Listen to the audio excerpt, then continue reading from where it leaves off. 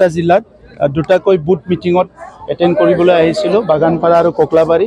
তো ইয়াত আমাৰ মছলপুৰ সমষ্টিৰ বিভিন্ন প্ৰাইমাৰী কমিটিত ৰেলী হৈ আছে আৰু এই মেধাঘাটৰ ৰেলীত মই খন্তেকৰ কাৰণে অংশগ্ৰহণ কৰিলোঁ। সকলোৰে মুখত খুব এটা ফূৰ্তি আৰু এটা পজিটিভ চিন দেখিবলৈ পাইছোঁ। মই ধন্যবাদ জনাইছোঁ যে UPPL মডেলৰ ৰাজনীতিটো সকলো বুজি পাইছে আৰু সকলো একচেপ্ট কৰিছে। 2020 চনত এটা ডাঙৰ সপোন লৈ আমি চৰকাৰলৈ আহিছোঁ এটা পৰিৱৰ্তন আনাৰ কাৰণে, আৰু আজি সেই পৰিৱৰ্তনটো দেখিবলৈ পালোঁ যে 1947 চনত যিবিলাক কাম হোৱা নাই, ইয়াৰ মাজৰ যিটো 30-40টা বছৰত আমাৰ বড়োলেণ্ড অঞ্চলকে সামৰি অসমৰ বিভিন্ন প্ৰান্তত যি বিভিন্ন পৰিৱেশ হৈ গ'ল, এই পৰিৱেশৰ বলি আমাৰ অঞ্চলৰ ৰাইজেও হৈছিলে। ইয়াৰ পৰা ৰাইজক উদ্ধাৰ কৰাৰ কাৰণে আমি চেষ্টা কৰিছিলোঁ। BPF-এ 17 বছৰ চান্স পাইছিলে, 15 বছৰ BPF-এ কংগ্ৰেছৰ লগত চৰকাৰ চলালে, 5 বছৰ BPF-এ BJPৰ লগত চৰকাৰ কৰিলে। যিহেতু BPF-ৰ নিজৰ একো চিন্তা নাই, তেখেতসকলৰ নিজৰ যিহেতু কোনো এজেণ্ডা নাই, এই অঞ্চলত যে শান্তি প্ৰতিষ্ঠা কৰিব লাগে, নিৰাপত্তা প্ৰদান কৰিব লাগে, জাতি জনগোষ্ঠীৰ মাজত যে যিটো ট্ৰাষ্ট ডিফিচিয়েট হৈছে, বিশ্বাস হেৰাই গৈছে, এইটো পুনৰ আনিব লাগে, সমন্বয় কৰিব লাগে। আমাৰ ৰীতি নীতি সংস্কৃতিবিলাক লাহে লাহে হেৰাই যাব বিচাৰিছে, এইবিলাক চব ৰক্ষণাবেক্ষণা দিব লাগে। এই কামবিলাক 17 বছৰত হাগ্ৰামা মহিলাৰী ডাঙৰীয়াই কৰিব নোৱাৰিলে।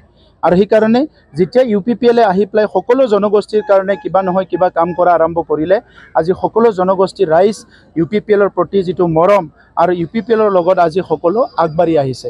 মই সকলোকে UPPL দলৰ হৈ ধন্যবাদ জনাইছোঁ আৰু বিশেষকৈ মছলপুৰবাসী ৰাইজক মই ধন্যবাদ জনাইছোঁ। 2020 চনতো আমাৰ প্ৰাৰ্থী আছিলে ৰাকেশ ব্ৰহ্ম ডাঙৰীয়া, বিপুল ভোটত বিজয় কৰিছে, আৰু এইবাৰৰ প্ৰাৰ্থী ৰাকেশ ব্ৰহ্ম ডাঙৰীয়া তেখেতে বিভিন্ন গাঁৱত ৰাস্তা পদূলি, ধৰ্মীয় আমাৰ যিটো অনুষ্ঠান, উপাসনাথলী, বিভিন্ন স্কুল, এইবিলাক বিভিন্ন নিৰ্মাণ কৰি পেলাই এতিয়া 5টা বছৰ মছলপুৰৰ যিটো ৰূপ এইটো সম্পূৰ্ণ চেঞ্জ কৰি দিছে। কামবিলাক সম্পূৰ্ণ হ'ব। মই আজি মছলপুৰবাসী ৰাইজক এই কথাটো মই স্পষ্টভাৱে কৈছোঁ। এনি টাইম ৰেডি হৈ আছে আৰু সেইটো এনি টাইম ঘোষণা হ'ব। য'ত দৰকাৰ হৈছে তাত কৰিছোঁ, য'ত দৰকাৰ হোৱা নাই তাত কি কৰিম। আপোনালোকে কিবা এটা পইণ্ট কওক, মই এনচাৰ দিম। কিন্তু হাগ্ৰামে এটা কথা কৈছে, হিমন্ত বিশ্ব শৰ্মাক ভয় কৰে প্ৰমোদ বড়োৱে। তেখেতে কৰিছে জানো? আপোনালোকে সোধকচোন, আপুনি কিয় মানে অসমৰ মুখ্যমন্ত্ৰী ডাঙৰীয়াক সমালোচনা কৰা নাই বুলি সুধি পেলাই তেখেতে যি এনচাৰ দিয়ে মোক আকৌ আহিলে সুধিব আপোনালোকে, তেতিয়া মই এনচাৰ দিম।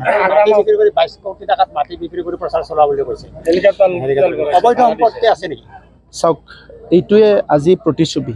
17 বছৰত যে হাগ্ৰামা মহিলাৰী দিনত কাম হোৱা নাছিলে, আজি তেখেতে স্বীকাৰ কৰিলে।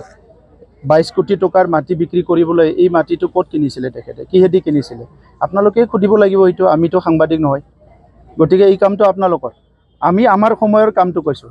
আমি 5 বছৰত শান্তি প্ৰতিষ্ঠা কৰিলোঁ, নিৰাপত্তা আনিলোঁ, ইয়াত সমন্বয় ঘূৰাই আনিলোঁ, জাতি জনগোষ্ঠীৰ মাজত বড়ো অনাবড়ো বুলি নাই।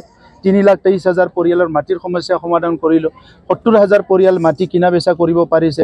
বিভিন্ন কাম কাজবিলাক স্বাধীনতাৰ পৰা যিবিলাক হোৱা নাই, এই কামো আমি ইয়াতে এতিয়া আজি 5 বছৰত কৰিছোঁ।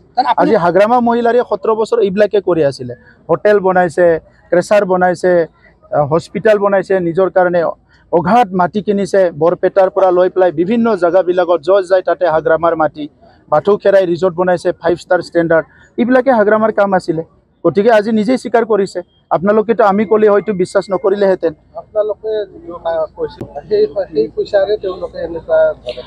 এনেকুৱাই হয়, মানে 1500 কোটি টকা এনেকুৱা অৰ্ডাৰ দিছিলে যিটো কোনো হেড নাই।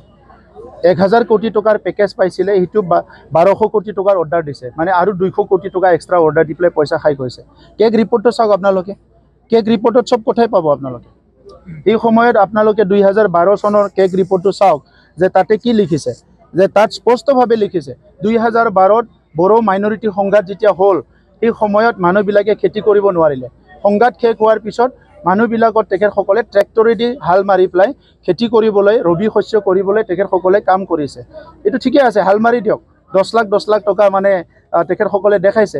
কিন্তু তাত কি দেখালে, যিটো ট্ৰেক্টৰৰ নাম্বাৰ দিছে সেইটো টাবেৰা গাড়ীৰ নাম্বাৰ, যিটো ট্ৰেক্টৰৰ নাম্বাৰ দেখাইছে এইটো ইয়াম্মা মটৰচাইকেলৰ নাম্বাৰ।